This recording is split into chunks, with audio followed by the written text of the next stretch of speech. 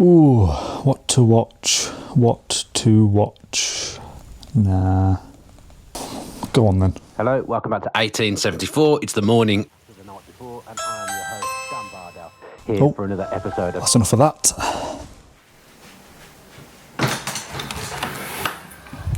All right. Hello, you okay? Yeah, good. Good stuff.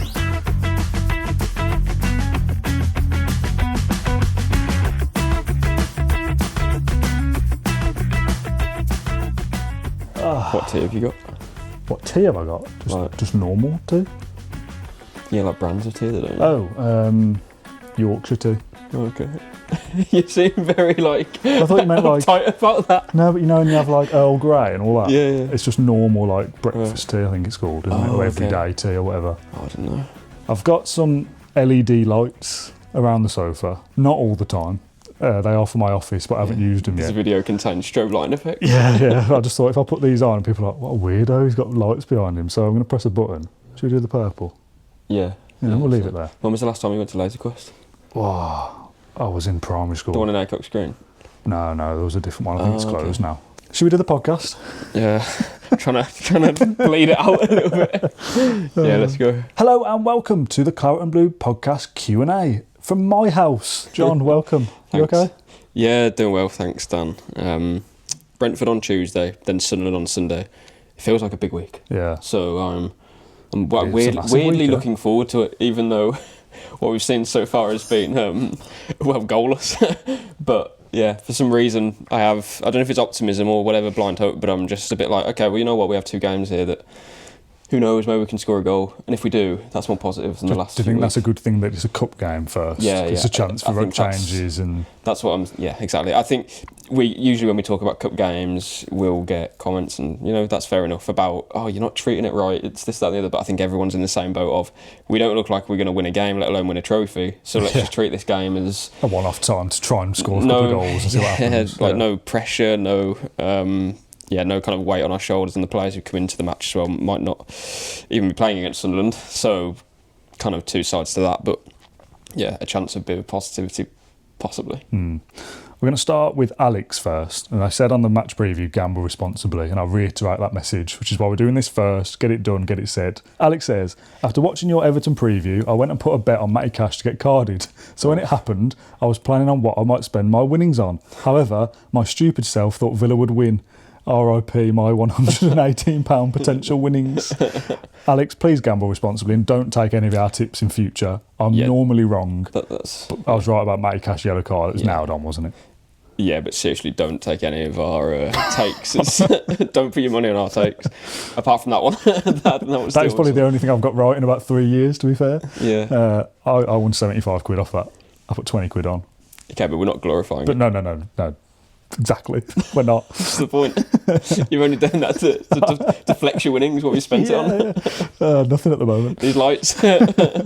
Right, next up, Dave says, thanks for the therapy last week. This was Dave who... Which week? The last week's Q&A, he was like, how'd you get over Villa hurting so much? This is the same Dave. Yeah. The game didn't help, but I am dealing better with it. On Watkins, have we made a big mistake by not having a proper number 9 backup for him?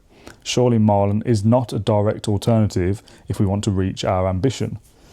We also don't have a workable plan B, as we don't have an alternative striker who will pose different challenges for opponents. John mentioned this on a recent episode, so I know you guys share some of these concerns. Yeah, I do, but I will go... I don't like to deviate too much from my opinions if we see kind of clear reason to. There is obviously reason for why Villa should have a second striker and someone who is, I think, different, to be honest, to Watkins. More powerful, a player who can hold up the ball. Because I think what we were actually missing against Everton a lot of the time was, well, clearly the chance creation was so low. And actually times where Beto, they would go direct to Beto and it'd be causing problems for us. And Beto, most Villa fans would be saying, well, don't sign him. I'm not advocating to sign Beto, but it kind of showed, well, if you play to a different style sometimes... in that specific game, we needed that because Watkins had, I think it was 5 touches in 25 minutes and 11 in the first half in total, I think. He was completely out of the game. And it's a different topic altogether to talk about his individual performance. There's lots of different aspects to that. But just in general, I think we are crying out for something different. However, don't like to bring everything back to the transfer window, but at the same time, we know that Villa was so restricted.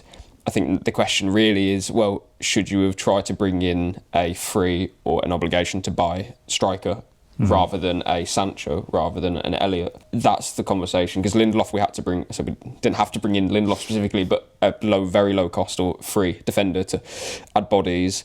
Gesson was the only other one that you could also say, well, should you have brought in a more natural striker if you're going to bring in Elliott and Sancho anyway? So I think there's certainly a criticism there that Villa didn't do it, but there would have to be a trade-off though. We all know that Villa couldn't have spent another £20 million after Gesson on a striker. And what does £20 million get you? It gets you in the market Marlon, and Marlon hasn't really pulled up any trees, has he? Since being here, but equally, is he the right fit? That's another question. Why would you bring in Marlon if he's not going to fit under Emery? So, yeah, I think there's a lot of routes you can take this down, but ultimately, yeah, Villa would have another second striker, but they were so restricted that they chose to do something else. I also think, though, that this is part of the start that we've had. Obviously, we haven't scored a goal, so you're always looking for how do we change this. But if one of those three options that you potentially talk about there is your Calvert-Lewin level or your Patrick Bamford that we were asked about in the summer, would they have been the answer anyway? This is it, and I think Calvert-Lewin is probably the best example we could give here, because I actually remember we did the podcast. I was out in Nashville on some swanky terrace. It wasn't that swanky at all, actually. And now you're back in kiddie. It was a terrace, and we spoke about Calvert-Lewin, didn't we? And I was an advocate of that. Just on a free transfer, I'm happy to see him come in if the wages were right, and if Villa thought, okay, well, that's a sort of no risk transfer, I was happy with that. Just because, again, in these situations, sometimes you do need something different. And we saw last season, and I'm not suggesting that Calvert-Lewin's going to even score a goal for Leeds, but sometimes you need something to play off. You need something for the opposition defence to worry about. But what would that have looked like on the weekend then? Forget it would have been against his former club, and he might have been well up for it in this hypothetical scenario. But does he come off for Watkins, or do they come on and play together? What does that even look like? That's for Emery to decide, but we can't even have that thought, can we? At the moment, it is just rigid of, that's your number 9. And nothing changes. And who else is going to partner Watkins if so?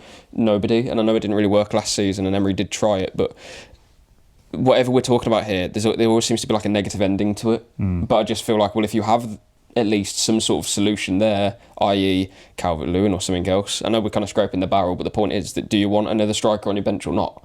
That's essentially the question for me. Yeah, I would have. But what I would also say is that I think you can critique Emery here a little bit as well and say that, well, we can go long to Watkins sometimes. We saw, was it Newcastle last year? We went long and direct to him quite a lot, and he was holding off defenders, and I think I gave him a 9 out of 10 or maybe even a 10 out of 10 for that game because he was unplayable. He can do that, but in this game, the service was just non-existent. Yeah.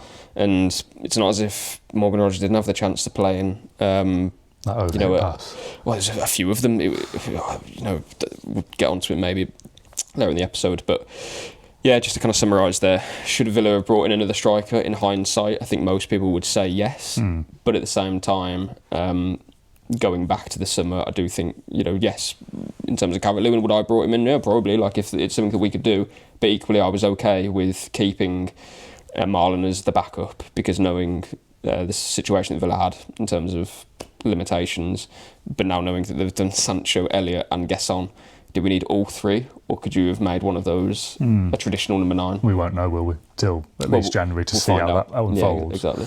On those options though, next question from the Groover says, given the lack of goals and even shots on target, is it time for Watkins to have a stint on the bench? I know it won't help his confidence, but surely the team comes first. Now if Villa have settled on that Marlon and Gesson are their backup strikers, take Watkins out for Sunderland and Marlon plays up front, are we any better? Does he get the service? No, that's the point. This is why I looked at Watkins on Saturday. He is limited because there is no service. There genuinely wasn't. It's not as if we were throwing balls into the box constantly and we were getting to the byline and Morgan Rogers was finding him in those channels and he had the chance to take a player on, but he went backwards. None of that happened. He was completely anonymous. And yeah, again, partly you can say, well, he has to involve himself in the game. Yeah, I agree to a point, but we didn't play direct to him to get him involved and make him stick, make the ball stick higher up the pitch. we weren't getting him into the right areas. There wasn't any service, so I'm not going to be critical of Watkins after Saturday, because we've seen performances from Watkins where it's absolutely fine to be critical because he's missed big chances, because his first touch hasn't been good enough, because he's not managed to hold the ball up, wherever it may be, and that's fine for any striker. You know, you see every top striker miss chances, and we've spoken about that for years and years about Watkins. But I will defend him on Saturday that there was no service there whatsoever. What is? I was thinking at the time, put Erling Haaland in that team. What's Erling Haaland going to do? Yeah. Probably very little. Just think that elsewhere that there's more reasons to look at other parts of the team than Watkins on Saturday. So no, I would not be dropping him against Sunderland, or even if Marlon, plays it front against Brentford and gets a goal, Watkins for me still has to start against Sunderland. I don't know about that. What have we seen from Marlon playing up front in the Premier League? Little flashes here and there. And we've seen 16 goals from Watkins last season, 19 the year before. But we can't reinvent the wheel. No, we definitely can't. But the first couple of games so far, I think maybe one goal for Marlon, slightly different. And it depends on the goal, I guess. If it's a scrappy tap-in. You're starting him ahead of Watkins as the number 9? If Marlon ran behind the channels and, I don't know, did something that felt like current Ollie Watkins couldn't do. So he scored a brace against Brentford and they play a strong-ish team, a team we lost to a couple of weeks ago. I'd then be tempted by Marlon for Sunderland. If he scores a goal and it's off his backside off a corner, that doesn't really count to warrant dropping him because he scored a goal. But if he does something that looks like, that's a nice looking striker. So essentially, if he plays his best game in a Villa shirt, I'd start for Sunderland in that case, yeah. Okay, fair enough. I would still start Watkins. I would look to maybe start Marlon. And I think Emery would as well. But if he plays up front against Brentford and scores twice and plays well, it doesn't deserve to be dropped for Sunderland. Oh, we're having an argument. No, but it's interesting. You say, it doesn't deserve to be dropped for Sunderland. Does Watkins deserve to be dropped based off a limited service game against? No, but then that probably comes back to... What we'd say is, right, and we talk a lot about... I think this would divide opinion, and that's fine. That's what we're here for. To make people angry. No, I'm joking. Get out my house. Yeah. It's one thing not scoring goals at the start of the season. It's another thing making one chance, I think, which came to Watkins against Palace at the end of the first half. I don't think we've made a chance.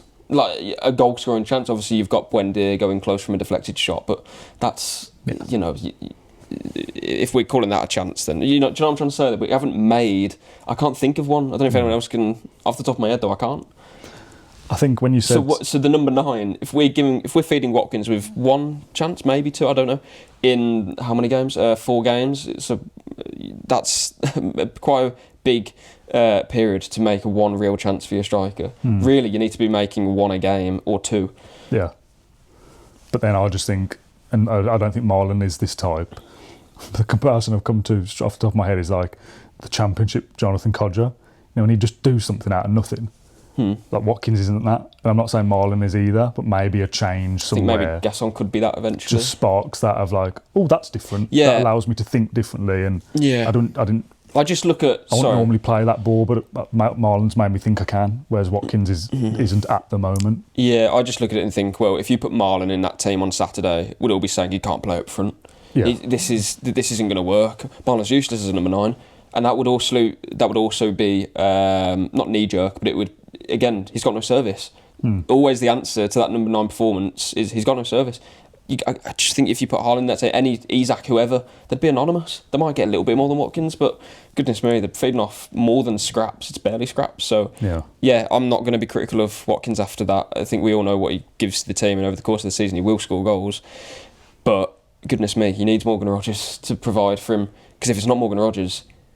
Emi Buendia played well against Everton, and again, I've said this before, and I don't like to say this, but if Emi Buendia is your best player, then you're not getting enough from players who are better quality, right? Yeah. Villa have tried to sell Buendia before, and I'm happy that he's in the squad and that he's playing, I think, probably to the best level maybe that he has, and that's okay.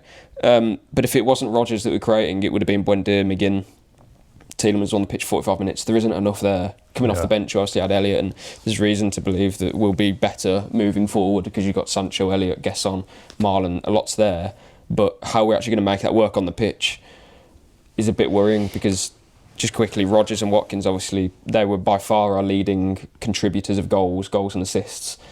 Rodgers has come off the boil massively, and obviously Watkins, as a result, isn't seeing much joy either. So that's a huge worry. There's the stat about Morgan Rodgers' performance against Everton being one of the worst of a Villa player for a long time since Morgan Rodgers in another game. Like, loads of loose touches, misplaced passes, ineffective dribbles, all sorts. And it's like, that's a proper stinker. I think sometimes we can be overly critical of some players because we know how good they can be.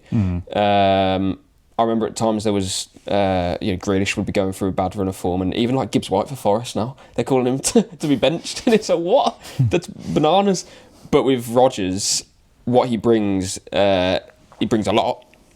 But on Saturday we really saw none of it. He didn't, shrug off Idrissa Gana or whatever, and kind of battle his way forward into the final third. We didn't see any of that. It was more he'd receive the ball and then just give it away. It was really poor. So he knows that. And what I would say is that I'm not kind of too worried, because literally a few days before that we saw him play well for England.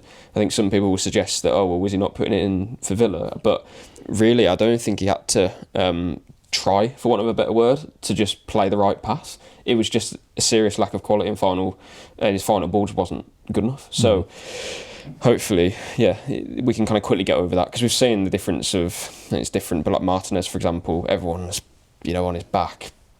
One of his best games for some time against Everton, kept us in it and kept a clean sheet, and everyone's forgiving him. Number one again. Yeah, I don't know if there's a question on that, but it's kind of what we were saying before. Football changes very quickly. Yeah. Well, that was question 2. So got a lot to get off our chest. Got a lot to get through today. I'm going to do these next 2 together. They're about Emery. Okay.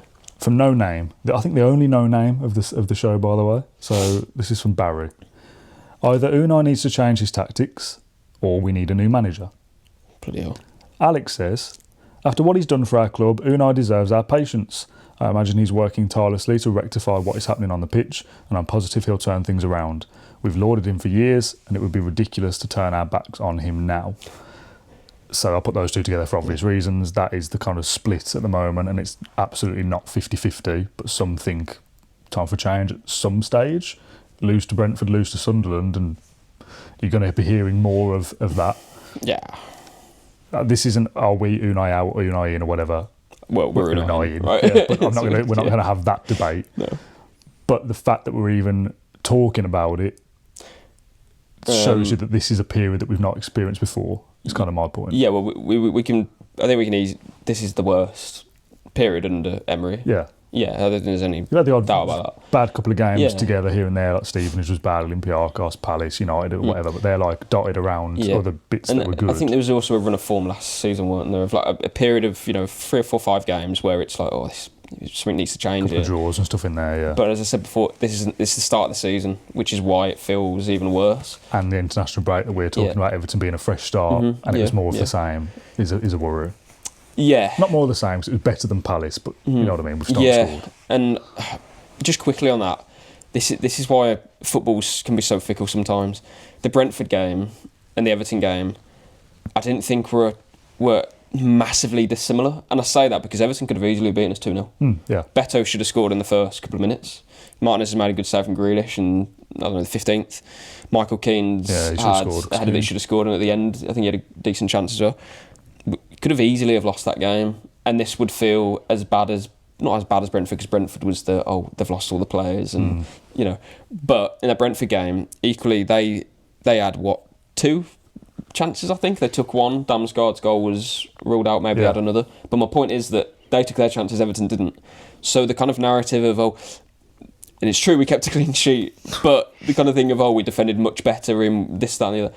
I'm not really buying that, to be perfectly honest. Martinez has purely kept that clean sheet. We didn't defend well. The positive is that we, don't want to say got away with it, but then you could make that argument. Because if Everton take the chances, we lose the match. And they're the team in the best momentum I think we've probably played, Everton. And that's why it feels like, okay, we got out with a draw. I guess we'll have to take... It's difficult because we are so negative at the moment. It's still because we haven't scored. And we didn't look like scoring really. So that's why it feels negative. But there is that kind of side of you that thinks, well, you know what though, 0-0, it's probably the best thing you could have... But actually, no. But the performance and the kind of... What we're seeing that could have been another defeat quite easily, I think. So this is why we have to show something better. Yeah, against Brentford, but also Sunderland, I think, is the real... That's the real acid test, because that won't be easy either. No. I know they've won a couple of games at home very late, but firstly, they're scoring goals. Villa haven't. They didn't score at the weekend, but they also kept Palace out, didn't they, away from home. So that won't be easy. So we can't be thinking, oh, okay. And I don't think we are. Our newly promoted team, we can. That's a decent chance. It's actually it's on us. We have to show something. 'Cause if we don't, we lose. Yeah. Just quickly on the Emery stuff, though. I say just quickly. That was the question. I get it. I get why some fans are getting a bit restless, because ultimately it's not the fact that we haven't won, we haven't scored. And it's not that we haven't scored, we haven't made chances. That's the key. We're not getting unlucky. Watkins hasn't hit the bar a few times. We've hardly had a chance. So it needs to improve. Emery said before the international break started, or after the Palace game, that he was confident that it would change and that things would be okay. Everton hasn't stopped those feelings, though, has it? Again, no. I think on the post-match, you and Neil said something like, if we had drawn 2-2, it would feel better. Yeah. Which is stupid. Because but that would mean we've had done a bit of a go. Yeah, we've scored a couple of goals. The outcome's the same. We've had a few shots on target. Yeah. Probably with 2 own goals, don't know. Yeah, but even what I would even say, I don't really want to go down this territory anyway, but what I would say is, and I don't think we've really thought about it yet because it hasn't started, but the Europa League, this, after every week goes by and that we've kind of lost ground, that's your objective. And I think it's the objective for the whole season for me. You just need to try and be in and around Europe in case it doesn't go well, and so you're still in Europe next year for the league. But the Europa League, I do think, is going to be our... There's so much pressure on that. I said it back in last season. You put everything into that, it's humongous pressure. Let's say Bologna's first up right in 10 days or something. Yeah, which won't be easy. No. Champions League team last year, so were we. Yeah, and we've... But imagine you beat Brentford, fine, we're still in the cup, that's good. Draw with Sunderland, maybe. Let's say if you even lose. No. But you don't score again. Yeah. That pressure on Bologna, even as the first home game, it's... Bologna, Burnley, Feyenoord. Sorry, Bologna, Fulham, Feyenoord, Burnley. Still not good... Yeah, goodish run of clubs to be playing. There's no Liverpool in there, there's no Arsenal, and we're still not. This is it. When you're on a great run, you look at the games we've had or we have coming up as well, and think, well, if we play well, we win all those. But now we're thinking, exactly. But somebody said in our YouTube comments, and we spoke about this before, the results versus the same opponent last year.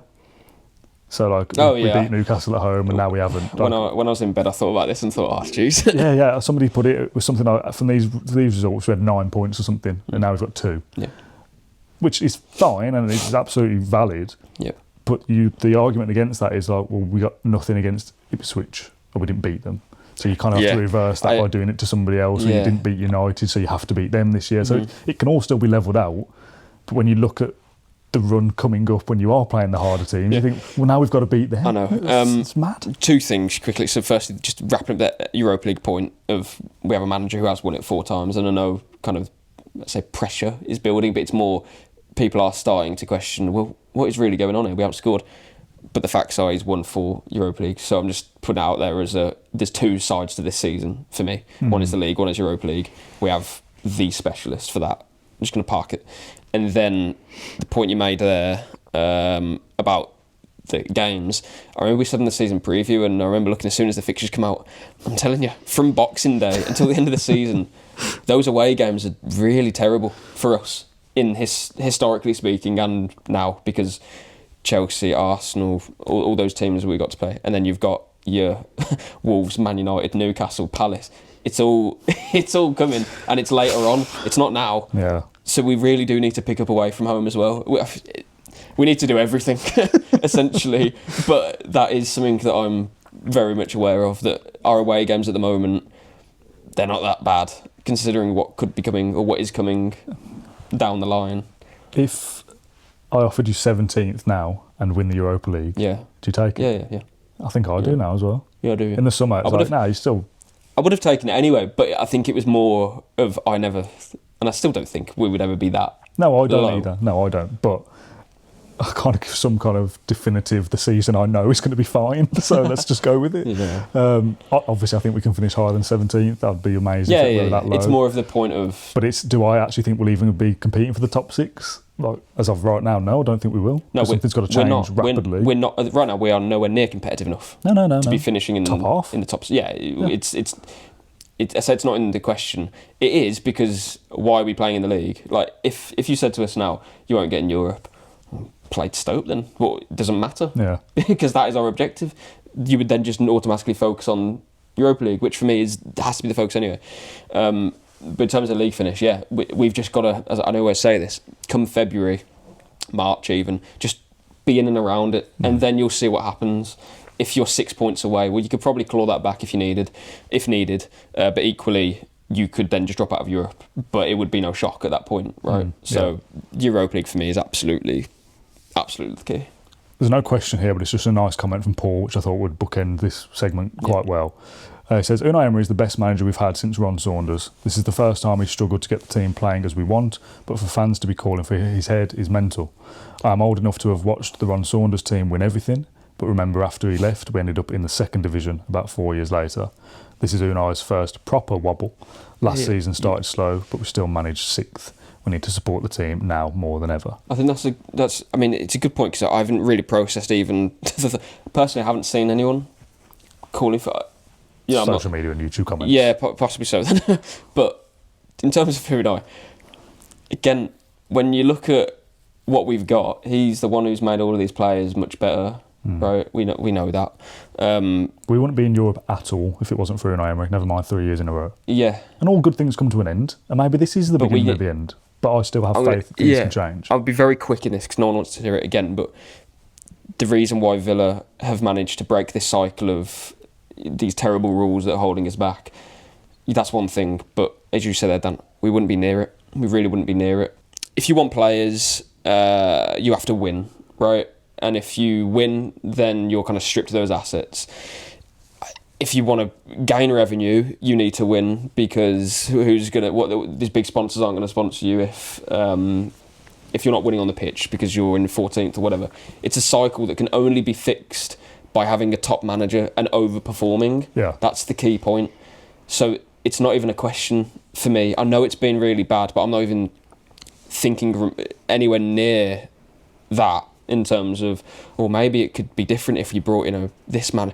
For me, I wouldn't even think about that right now. Obviously, we're not blinded by the fact, it was good, so it will still be good. That does not mean anything in football, but there's a massive sample size in Unai Emery's career.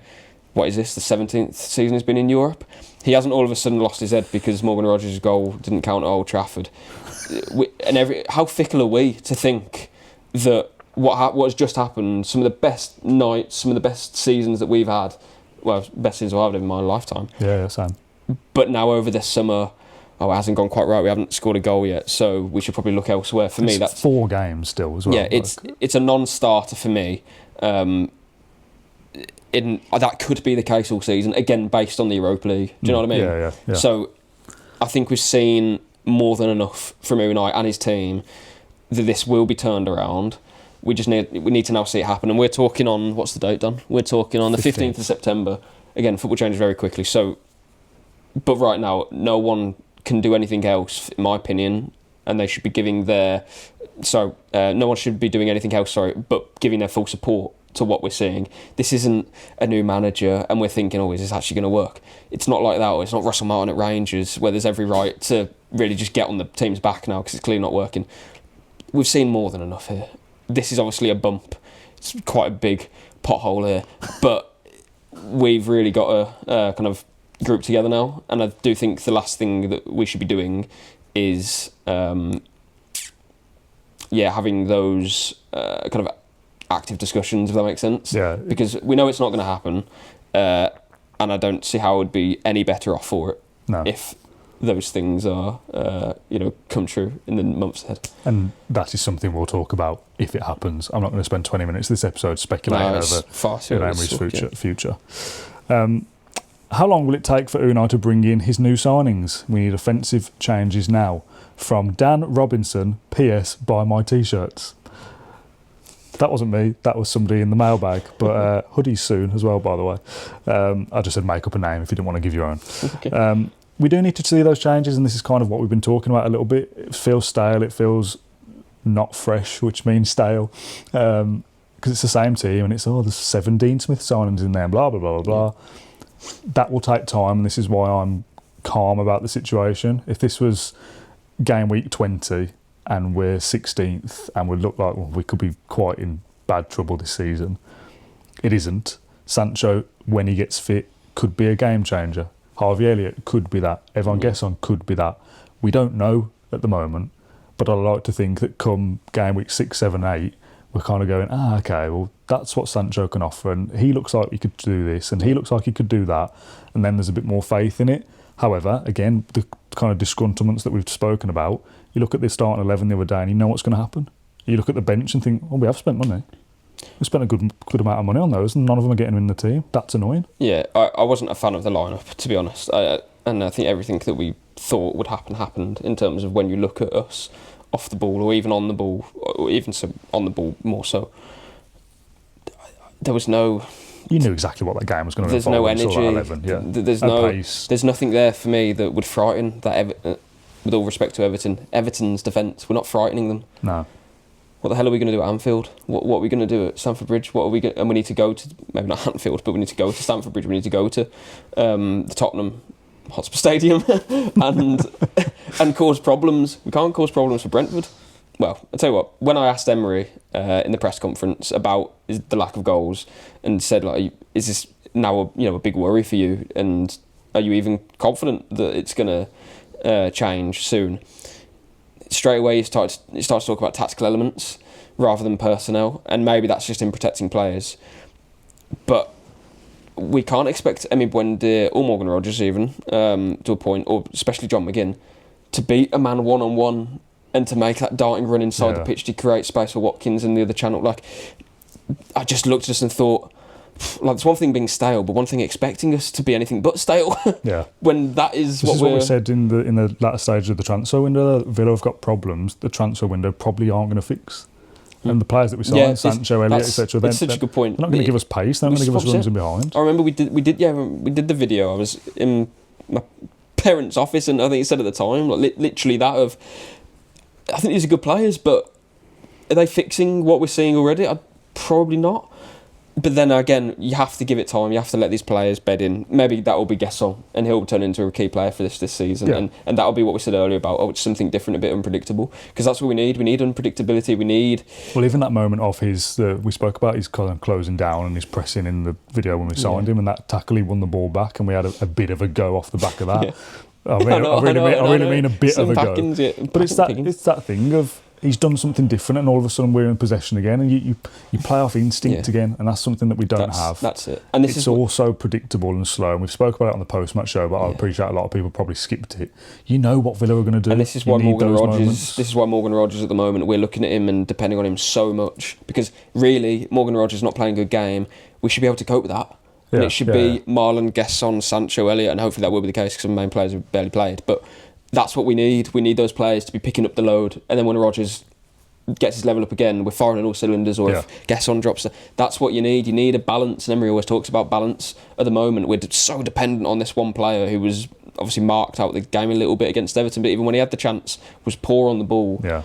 Basically made space for Buendia to do his thing, which was good to see. Again, I think he did well, but we can't be relying on Buendia or McGinn to do exactly what Emery wants that position to do, if that makes sense. So at the moment, I think if you gave Emery a blank piece of paper and essentially, described each role of the team, what you want that player to do, how do you want it to look, would you then fit McGinn into that right winger? Would you fit Buendia there? Do you know what I mean? Yeah. Even Luca Dean at left back sometimes, defensively strong, and I actually think he did well, to be honest, against Everton. Difficult task against Njai, but I think he handled him pretty well. But anyway, going forward on that big pitch, I didn't for 1 minute think that he'll be an outlet going down that side. And at points where we managed to get a bit of possession, he's got a bit of quality, but there's nothing there that's going to stretch your defence or frighten it, and that was a real concern for me. So going back to the question, Sorry, right. It's just No. what you just did there. Put your hand on your head and gone. Oh, I don't think it's an easy fix, and this is why I'm again. It's going to take time. Do we have the tools to do exactly what Emery wants? I don't think we do. But then I go back and question, well, why do we not? I know we've been restricted in the market. Quick players exist though. Players who can take on a man, and they're going to, Marlon, Gesson. We have those two. It's up to Emery to try and get the best out of them. But again, my kind of conclusions with what I've just said there, I think in the next couple of weeks or few weeks, I think then will we know more, because we need to let these new players bed in. How will we look after that? Will all of a sudden Ian Maatsen be a key man for us, because Sancho won't give you that bursting pace, but he will come inside and link really well off the left. And all of a sudden that might be like a new thing for us, whereas now we're like... That's what I'm holding my hat on for this still being a good season, whatever Sancho. Your definition of that is. No, that there's something in the squad that we just haven't seen it yet. Yeah. Well, that has to be it. Yeah, that Maatsen and Sancho will be our left-hand side that revolutionises everything, a bit like Moreno when he came in. Oh, this is different. Or Gesson, he plays in between the winger and the centre-back, and he's running behind Watkins, and it all feels nice. I'm hoping that there's a solution that we just don't know about yet. Because it's not what we've seen so far. Yeah. What we're doing now completely doesn't work. And that's kind of my thing of, we can be very critical of what we've seen, and we are, but also... We're not going to see that for the next 50 games. We do still have, on the bench, there was a decent amount of depth there, a place to bring on, and we can say stuff about, Marlon hasn't really shown much yet. We haven't seen it from Gesson. Okay, but if we let those players, especially Gesson, Elliott and Sancho, if we let them have either a run in the team or just a few weeks to get used to things, I'm hoping it will see something new. And maybe that will, again, help Rodgers, because at the moment I feel like there's a massive burden on him to try and produce. And that's not really an excuse, to be honest, because we know he's good enough. But again, if you're not playing well, you need your teammates to. And it's not to suggest that McGinn is kind of... you can't criticise him, or you can't criticise Buendia. But again, I just think those players aren't really in the right... They're not being asked to do what they can do best anyway. Yeah. It's kind of like square pegs and round holes for me. There's a good summary here. It's not a question really. It's something we've just been speaking about from George, from Bassett's poll. Our tactical shape and attack is so frustrating. It's making players like Rodgers and Watkins look poor, but it also seems so obvious that our lack of width is easy to defend against. The edge of the box becomes congested. We can't make any space to break through, and aren't even getting many touches in the opposition box. I fear the deadline day signings compound this rather than offer wide solutions. Defences need to be stretched to create room for players like Rodgers and Watkins to run at them or run off them with through balls.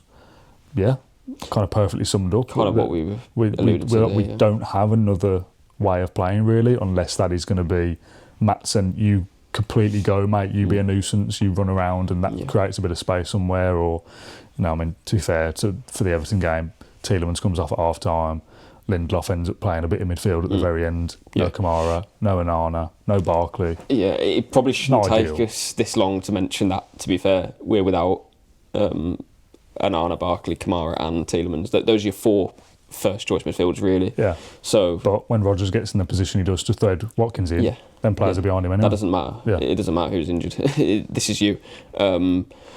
No, I do agree.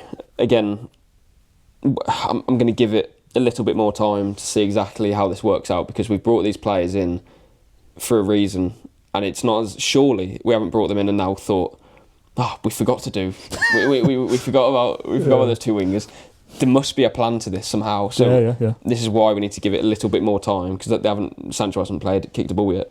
Elliott's kicked it, kicked it a little bit. Yeah. But the point being that we need to now see, before we really kind of dig anyone out.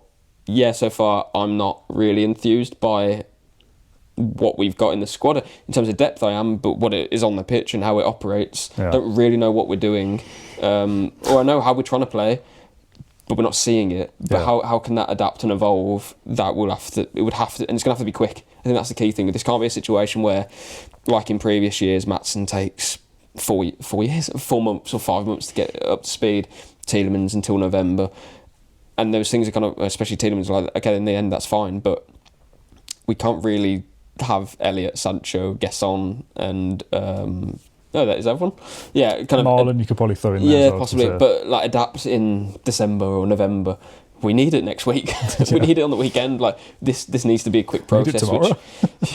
Which, yeah, we do. They're going to play, surely, some of those. We'll get to that in a little bit. So this is all so negative. But we can't. We're trying to paint. We're not trying to paint. There was a comment on the post match saying, "Oh, well, how are these going to dress it up as a positive? We're not a positive. We're not trying to. Not doing that. Yeah, we're not trying to dress it up as a positive. But equally, I think if we sat here for an hour and just said, "Oh, it's not going to work. Can't see it," that's kind of boring. So we are trying to give some sort of element of here's what it could look like in the future, but we don't know it. So that's the point. We can't really put it about it anyway. I'm not going to write off the season after 4 games. No, we'll do that next week. At least make it 5. I'm not going to read all this out word for word because we've discussed it. It's from John about having kind of championship players overperform and is that sustainable. But he mentioned towards the end, I would suggest we have 6 or 7 elite players in the team. Can we move forward like this? So it's kind of a side point. Well, it's what your definition is. Is it world class? Is it kind of top Premier League? Yeah. Let's say top 4 level. Probably right, to be fair. Yeah. So who are those elite players?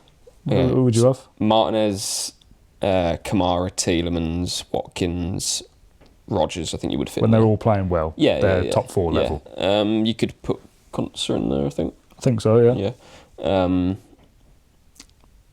And that for me is, like you could shoehorn potentially others in there on their day, but I'm not going to do that. Yeah, I'm not. Yeah, like you wouldn't call Luca Dean elite, would you? No, you just say it's very. Strong. Again, depending on what your definition is, some of those players did get us into the top 4. So by that definition, but are they still that now? No, I don't think they are. But you could look at like Crystal Palace, for example. Now this is a bit like wild, but Gay would get in our team, obviously. Yeah. Wharton would get in our team, so you'd have to call those elite players. Eze, I know this is different now, but last season, Eze, Mateta, for me, is a top Premier League striker. That's 4. Munoz, I think, is a very strong right wing back. Would you call him elite? Probably not. But the point I'm trying to make here is that you can have elite players in your squad, but it's never going to be... how do I put it? It's always the team is better than some of its parts. So. Yeah. I wonder if you flip that, how many of our current squad, and not on their current form because it'll be 0, how many of them get into a top 4 ready team?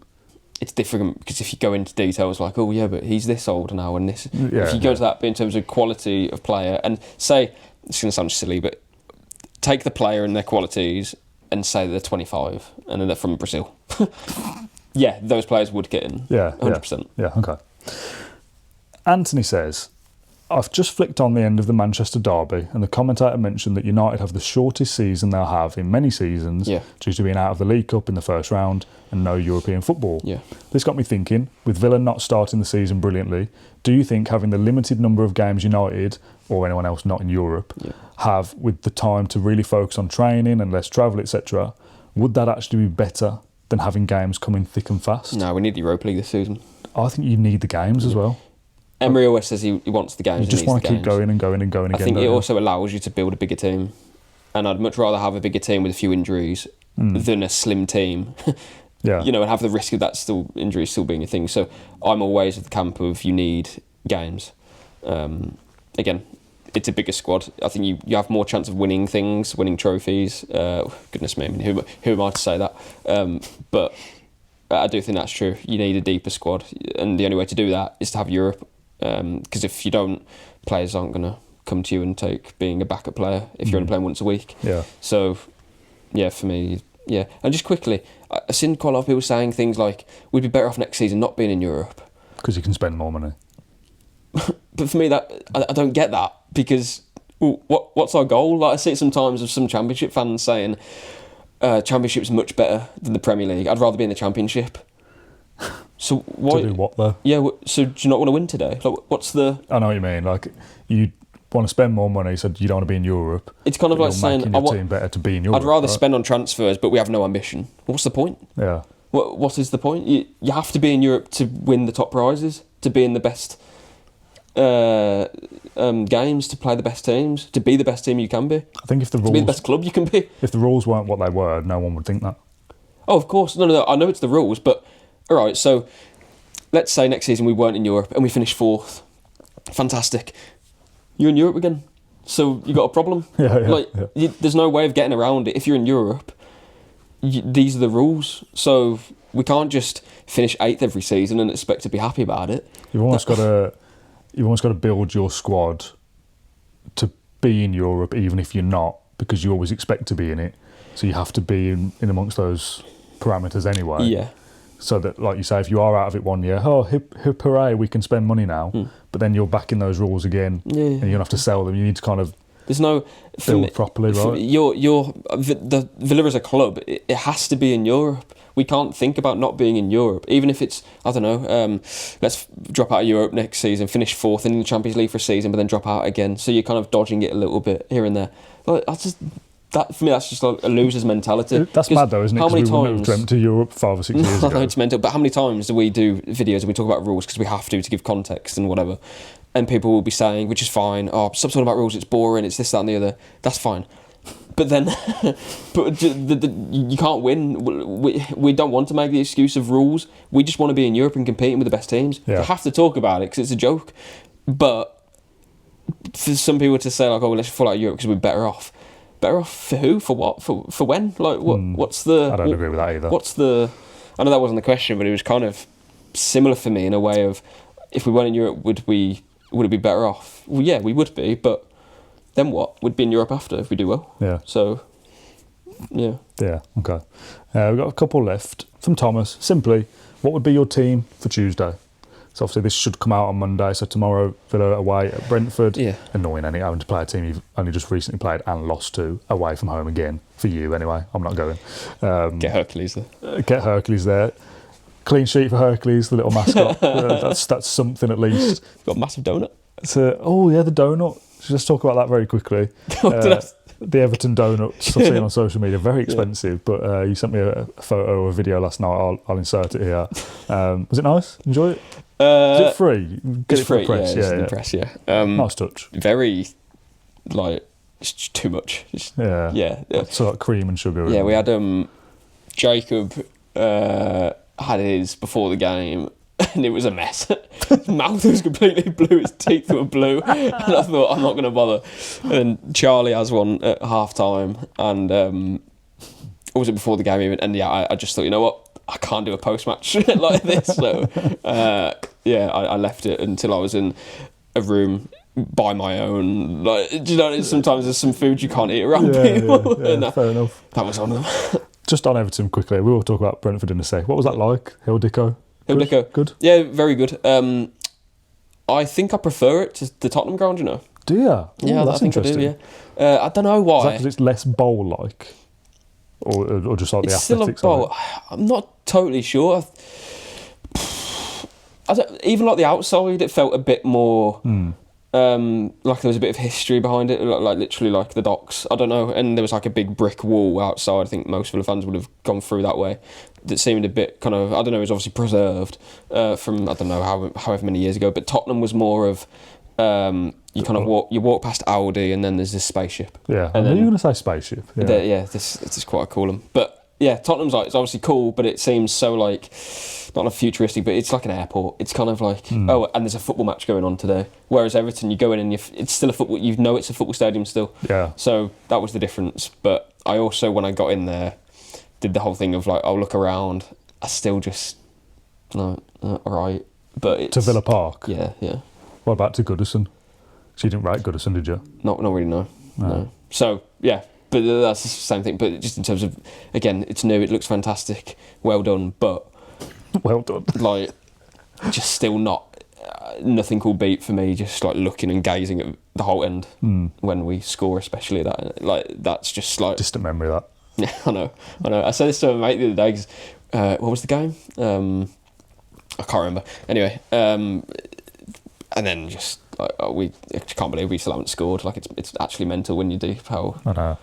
Kamara against Spurs. It's mad. It's the last goal. Like, you're watching the teams just get this like consolation goal, and your eyes kind of go like, oh, some, that's what it feels like to score a goal, there. is it? Yeah. Oh. How many changes for Brentford then? That was the question. So I quickly run through a team. So I would go with Bizot. I would go with what I think may. Yeah. You may go with, so Bizot, Cash, Lindelof, Torres, Maatsen, Bogard and McGinn, I guess. Have to be if the injuries are still the same situation. Unless he brings in young players. Hemmings is still injured, isn't he? I think. He had an issue, so I'm not going to put him in my 11. And then Sancho, Elliott, Marlon striker. Buendia maybe? Yeah, I think so. You definitely got to give Rodgers a rest. Jim Oloba gets... don't know, but... Yeah, maybe. I get why you'd put in youngsters, but I'm actually thinking more... We have a bit of a problem here. We need the players who are going to be playing every week to have some... Yeah, this is a game purely for confidence, for getting your rhythm back. You want... So, for example, Jamo Oloba and Hemmings play, for example, and they play well. Yeah, they're not going to play against Sunderland. And that's great, and we all want to see that. Yeah.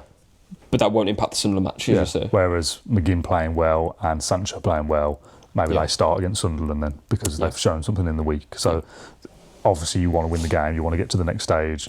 We always say, because it comes not from memory, these words, but the vibe is stumble through these early rounds by accident, give them very little thought, win if you can, if you lose. I mean, now it'd be bad to lose again, but it's not the be all and end all. Yeah, taking it in isolation, the third round of the Carabao Cup is nowhere near a priority for Emery. Yeah, exactly. Which I don't really like it, but that's what it is. Yeah, those are the facts. So if you can win, happy days. But this is purely for me about kind of setting yourself up for Sunderland. So I'm not saying you play your strongest 11, you really don't. But you do give a rest to the likes of Rodgers, Konsa, players that absolutely are going to be playing against Sunderland, whether you like it or not. You've got to give them that space. Yeah. If Tielemans is on the cusp of coming back, you probably don't play him because he also will be playing Sunderland as well. So there's a couple that kind of get through the Sunderland game because you know they will. The others like Elliott, Sancho, Maatsen, Buendia, that's probably about it, to be honest. They're kind of playing for a start at the weekend for me. That's really their target. Elliott plays well against Brentford. You probably play at the Stadium a lot then. Oh, yeah, have a better chance to. Yeah, no, absolutely. As I said at the start of this video, it's a really important 7 days, and I don't know why I'm excited for it. I don't know why. I don't know why. I really don't. I think it's just. I think when you're playing like this, part of you is like, or at least before it was, we'll take the international break. We needed that. Yeah. But now I want the games to come because I want us to. Because the sample size is that, well, we know we're quite good. Again, under Emery, we're still the 4th best team in the league. Which Are we still? Yeah, which is mental. We're saying mental. It's true though. So for that reason, it's like, well, it's got to change soon. But then equally, you look at what we've just had in the first few weeks, and we're not, again, blinded by it. It's been terrible. So if it doesn't change, not massively shocked. But equally, if it does and we start to get in a groove, all of a sudden it's like, okay, so that was a bad blip. But then I'm also thinking, well, if we were to beat Sunderland and we were to beat Fulham after that, and then you've got Burnley after that, but if we were to magically score goals in football games and win, I don't know, 2, we'd be looking back and thinking, it's a shame really, because we started so badly, and Everton we dropped points, Brentford we dropped points, and we've got to go to places like Old Trafford, and for us anyway, which is difficult later on in the season, and maybe that'll come back to bite us. But right now, I'm not even thinking about later on, and will we be in a position where we're regretting dropping points? Right now, I'm just thinking, let's make a chance, guys. It's so basic. Oh yeah, it's really basic. Okay, from Yanoslav last time. So with his negative question last time. Sorry to go you last time. They say time to reminisce about some goals, the good old days. What's the best or your favourite goal that you've ever seen live? Kamara's against Tottenham. It's the last one I remember. Wait, it is.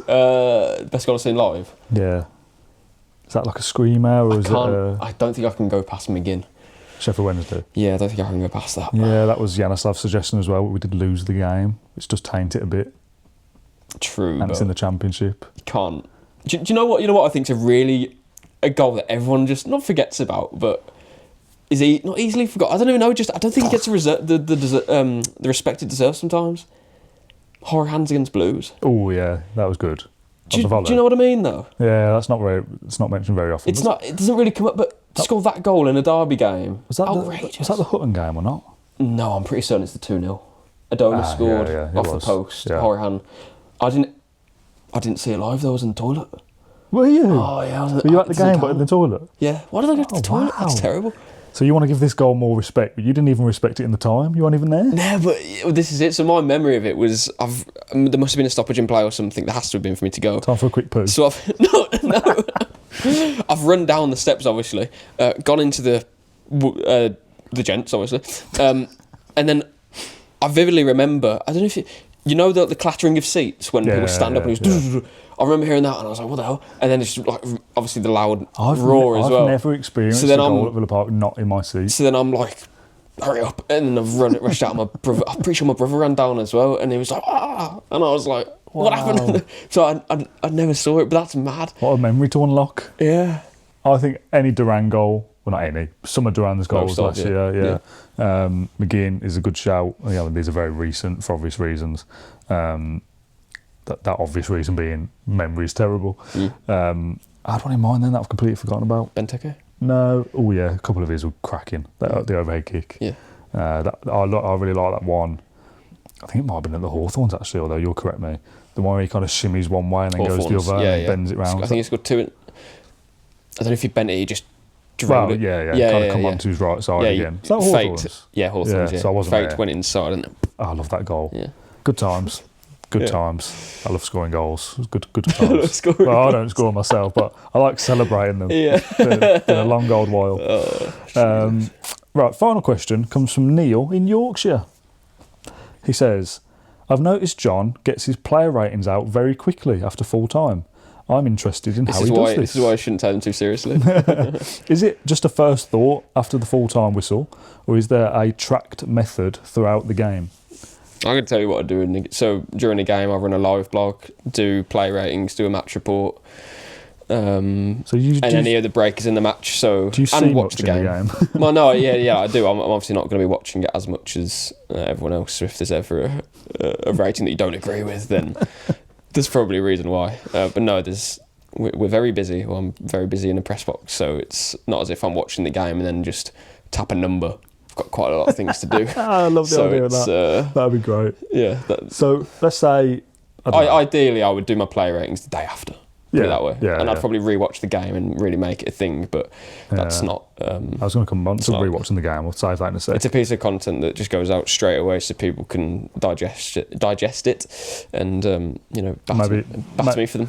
And maybe if you've not seen the game, it gives you a bit of a flavour of who played well or who didn't, I suppose, if they believe like if it's an away game and they didn't watch it or whatever. Yeah. So let's say, I don't know, McGinn's having a decent enough game and he's got an assist, so he's a 7 out of 10 during the game. Yeah. If he then gives the ball away in an area and we concede, do you think, I have to now change that? Yeah, for sure. Yeah. I'll have them all done at half time. So at half time, you spend that doing essentially your first half report and first half ratings essentially, and then you'll add to it. So if a player, for example, Beauregard, I think at times in the first half against Everton, I don't think he had a particularly good first half. In the second half, he definitely improved though. I still gave him pretty low rating because Villa as a team were poor. But that's the sort of thing, it's probably the best example actually. But yeah, some players will have good first halves and then in the second half they'll come off the boil. So yeah, you've got to amend it. Yeah, okay. Yeah. Just on rewatching games as a side point, is that something you do? It depends if I have literally the time to do it or if I need to do it. For example, I'm not going to rewatch Everton. I didn't even watch the highlights. Specifically, if there's something that you want to go back to or check something over, and I kind of feel like if I've watched something in the stadium, like a contentious decision or something like that, or the drawing the lines on the offside that obviously I'm not going to have seen. I would like to then see that back before going to speak about it. But and this is it. Sometimes, like in the press box in real time. Like the Everton game, the monitor was broken. So I think where you are, you see it once, and that's not ideal. So sometimes you get to see things a couple of times, and you make sure you do. But then other times, it's get one look at it. Yeah, I like the idea of rewatching games, and when we spoke to people like Alex Barker and John McKenzie that are kind of analysts for their part of their work is writing about it.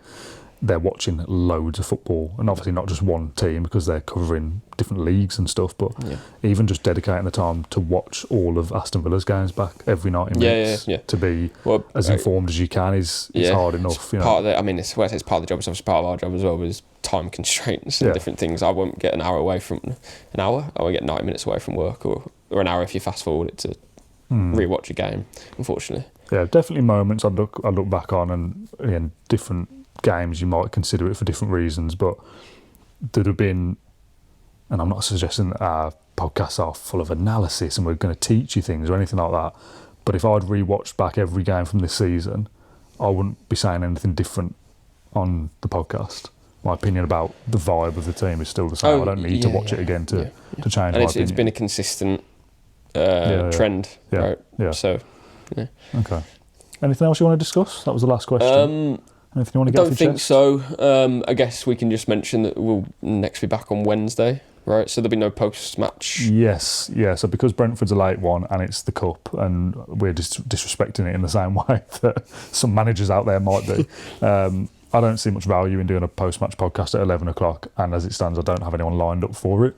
So on Wednesday morning, probably 11ish, maybe, we're going to do a live stream then instead. That'll be me and John from our own homes, and we'll kind of have that as this has been a Q&A where we reference the Olaf mailbag, but that'll be a chance for us to engage with the live comments as they come through. So we'll do probably an hour on Wednesday morning to recap Brentford and look ahead to Sunderland a little bit. But obviously we'll have our preview at the back end of the week. There will also be a episode of Claret and Brew. John, thanks for coming. Thank you very much for watching along or listening to this episode of the Claret Blue podcast. Plenty of stuff coming up in the week, but not as busy as last week. I think we did 6 videos in 6 days. It'll be more like 3 or 4 this week, so a little bit calmer. We appreciate your support as always. Thanks for watching or listening to this one specifically, and we'll see you again soon. Bye-bye.